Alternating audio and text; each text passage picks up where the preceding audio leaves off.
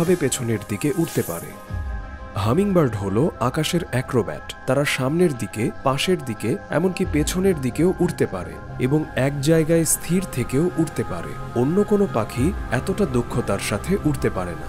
এই চমৎকার দক্ষতার একটি কারণ হলো তাদের ছোট দেহ, তবে সবচেয়ে গুরুত্বপূর্ণ কারণ হলো তাদের বিশেষ শারীরিক গঠন। হামিংবার্ডের কাঁধে খুবই নমনীয় বল জয়েন্ট থাকে।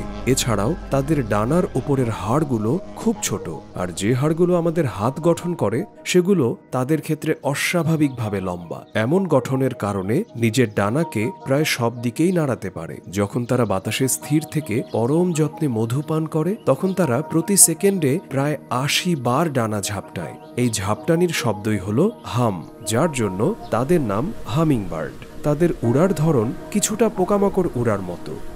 অন্যান্য কিছু পাখিও মাঝে মধ্যে স্থির থেকে উড়তে পারে, কিন্তু খুব অল্প সময়ের জন্য, কারণ প্রাণী জগতে সবচেয়ে বেশি শক্তি লাগে এমন কোনো চলাফেরা থাকলে সেটাই হলো স্থির থেকে উড়া। হৃৎপিণ্ড, ফুসফুস এবং ডানার পেশিগুলো তাদের শরীরের আকারের তুলনায় অনেক বড়।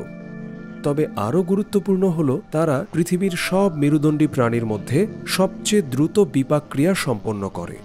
তাদের বিশাল শক্তির চাহিদা মেটায় মিষ্টি মধু, যা তারা খুব দ্রুত শোষণ করতে পারে। তাদের শরীরে এমন সক্রিয় এনজাইম রয়েছে যেগুলো ফ্রুক্টোজ এবং গ্লুকোজ উভয় ধরনের চিনি একই গতিতে ভেঙে ফেলতে পারে। এটা মানুষ বা অন্যান্য প্রাণী পারে না। এক গবেষণায় দেখা গেছে এই সক্ষমতা তাদের উড়ার পেশিতে কিভাবে প্রভাব ফেলে। বিজ্ঞানীরা বিভিন্ন হামিংবার্ড প্রজাতির জিনোম বিশ্লেষণ করে অন্যান্য পাখির সঙ্গে তুলনা করেন। ফলাফল বলছে সব হামিংবার্ডের শরীরে একটি নির্দিষ্ট জিন অনুপস্থিত। পেশির কোষে পরীক্ষা চালিয়ে বিজ্ঞানীরা বুঝতে পারেন এই জিনটি কি করত।